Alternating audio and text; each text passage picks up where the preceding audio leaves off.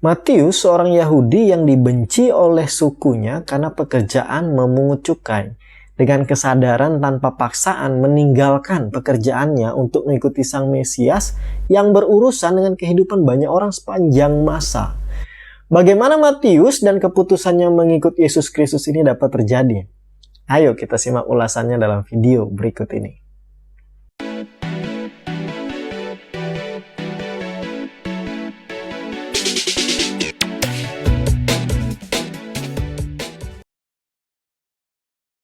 Matius dikenal dengan pekerjaan sebagai pemungut cukai atau pemungut pajak. Matius memiliki ayah bernama Alfeus. Diketahui Matius pertama kali dijumpai di daerah Kapernaum. Dia juga dikenal dengan nama Lewi. Nama Matius sendiri memiliki arti pemberian Allah.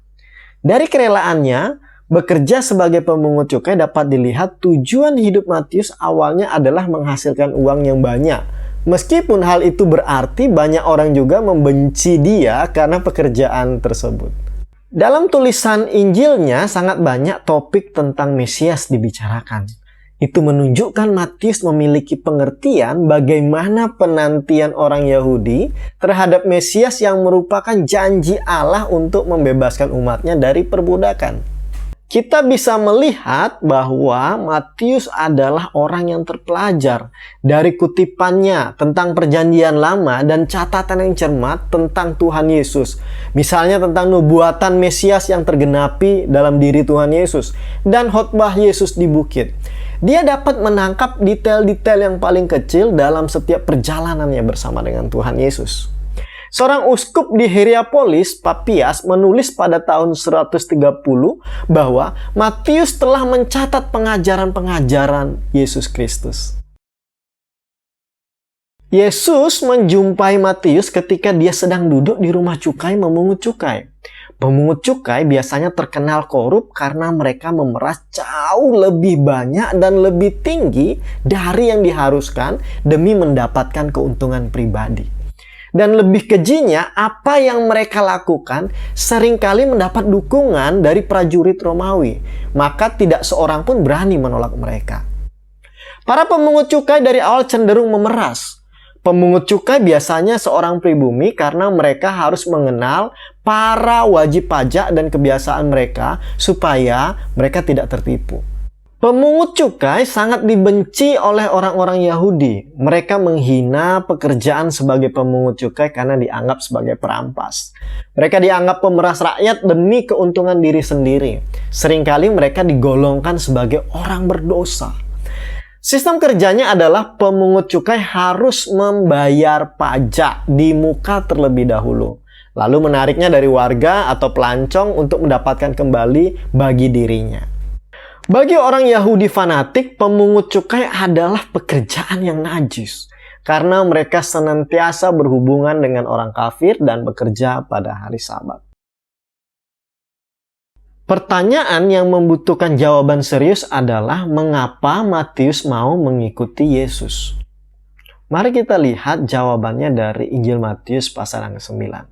Pada waktu itu, Yesus melihat seorang yang bernama Matius duduk di rumah cukai, lalu ia berkata kepadanya, "Ikutlah aku." Maka berdirilah Matius lalu mengikut dia.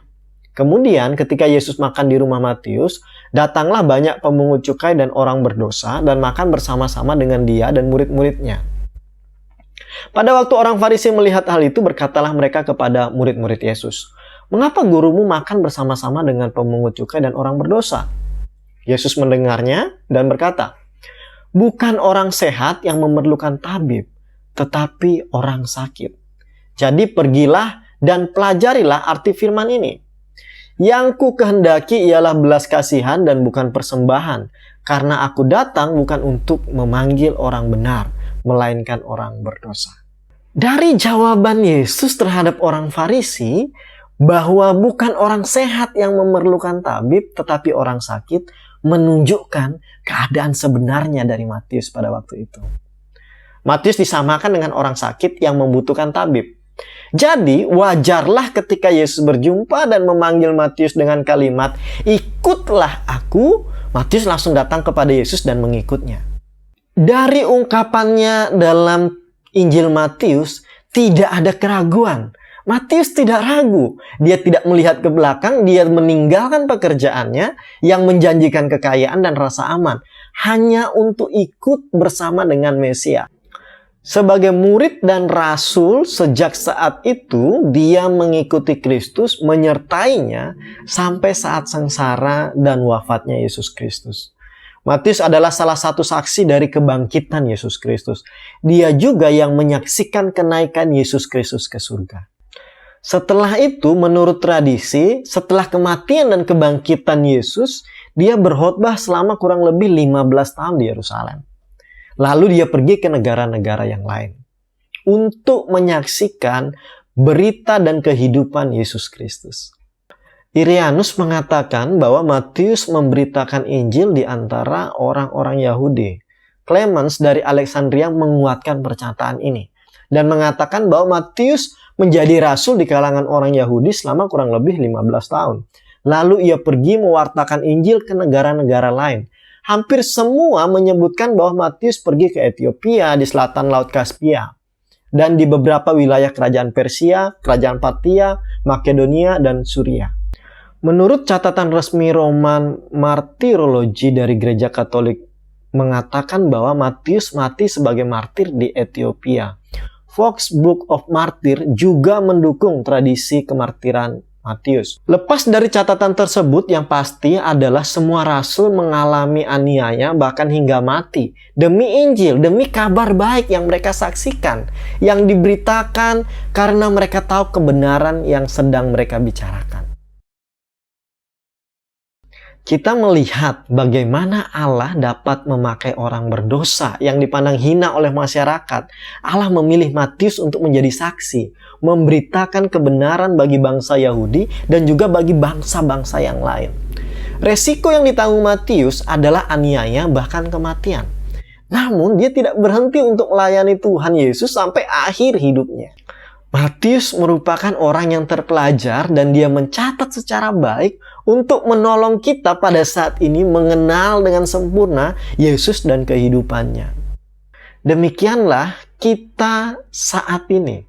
Jika kita mengaku sebagai murid dari Tuhan Yesus Kristus dan menjadikan Dia Tuhan dan Juru Selamat kita, maka apapun pendidikan kita kiranya dapat kita maksimalkan agar orang mengenal Tuhan, mengenal yang kita percayai, mengenal yang kita imani, yaitu Yesus Kristus, melalui kehidupan kita. Tantangan sangat mungkin terjadi, bahkan aniaya, kematian fisik. Namun seperti Matius, tidak pernah menyangkal imannya sampai akhir hayatnya. Seharusnya demikianlah kita hidup. Semoga memberkati kita semua. Jika video ini bermanfaat dan memberkati kamu, silakan subscribe, like, dan bagikan. Serta jangan lupa untuk nyalakan notifikasinya.